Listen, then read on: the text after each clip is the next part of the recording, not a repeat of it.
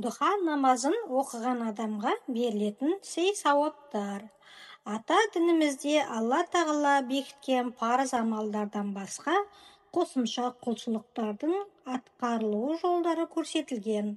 Мұндай нәпіл қосымша ғибадаттар парыздардың орнын толтыру, құлшылықты кемелдендіру, Аллаға сүйікті болу жолында қажет.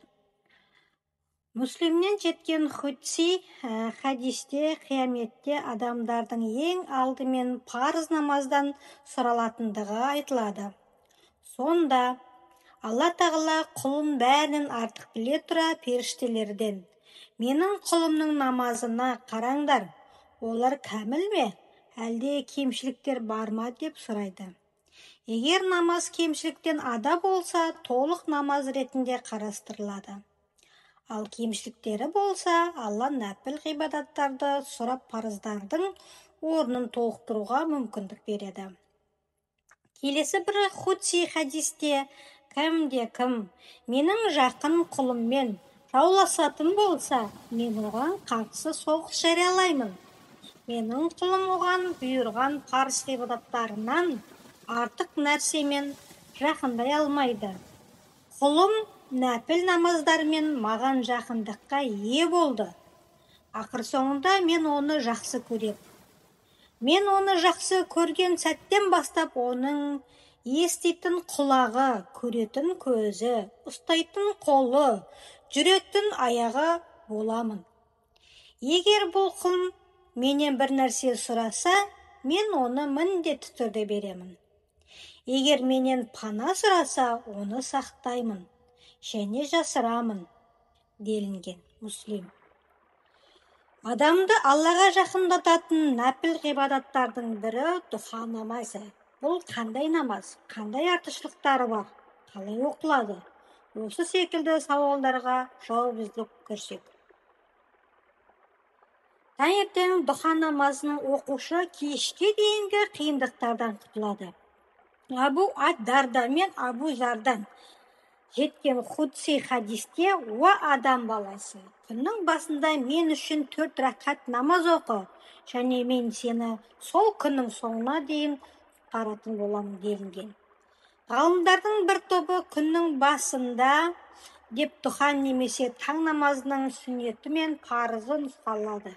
Өйткені олар күн басында оқылады деген. Ал қатарында Тирмизи, Абу Дауд секілді хадис ғалымдары бар. Бір топ бұл намазды дұға намазы деп санап, хадисті дұға намазына арналған бөлімге қосқан.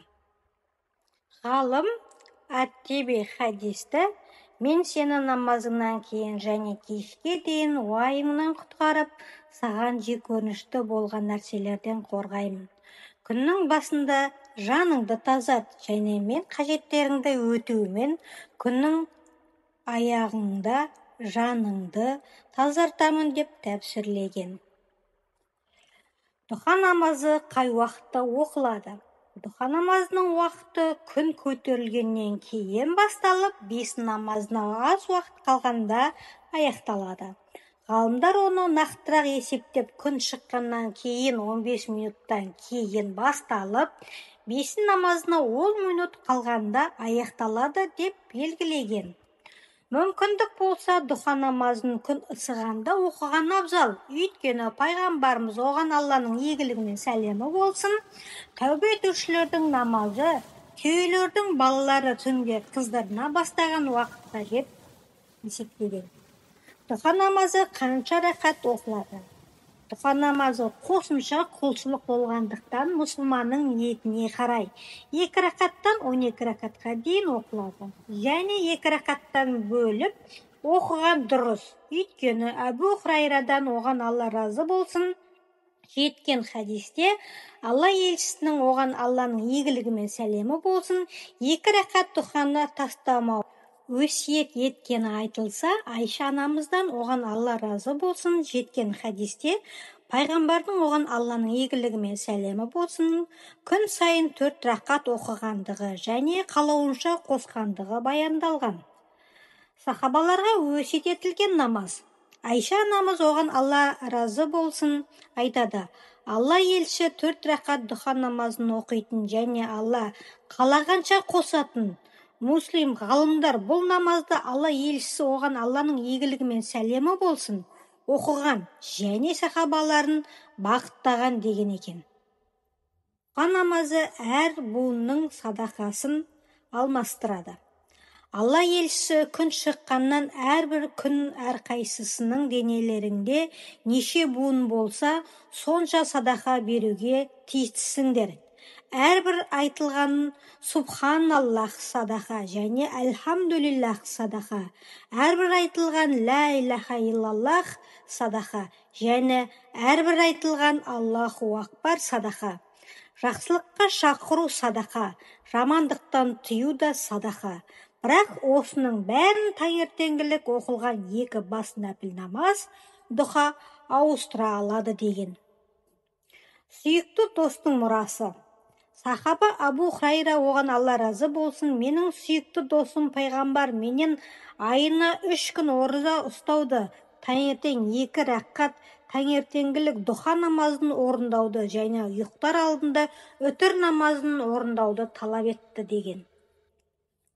Бұхари Муслим Абу Дарда, оған Алла разы болсын, менің сүйікті пайғамбарым көзім тірі кезінде ешқашан бас тартпайтын 3 нәрсені өсиет етті. Ай сайын 3 күн ораза ұстау, дұха намазын оқу және үтір намазын оқымай ұйықтамау деді. Бұл 2 хадисте дұха намазын үнемі тастамай орындап тұрудың артықшылығын көрсетеді. Тәубе етушілердің намазы. Абу Хурайра, оған Алла разы болсын, жеткізген басқа хадисте дұха намазын тәубе етушіден басқа ешкім үнемі орындай алмайды. Шын мәнінде бұл тәубе етушілердің намазы делінген. Ибн Хузейма. Дұха намазын оқушы қажылық пен умраның сауабын алады. Аннас ибн Мәлик, оған Алла разы болсын, жеткізеді. Таң намазын жамағатпен оқып, содан кейін орнында қалып күн шыққанша Алланы еске алып, кейін 2 рақат намаз оқыса, оған толық қажылық пен умраның сауабы жазылады.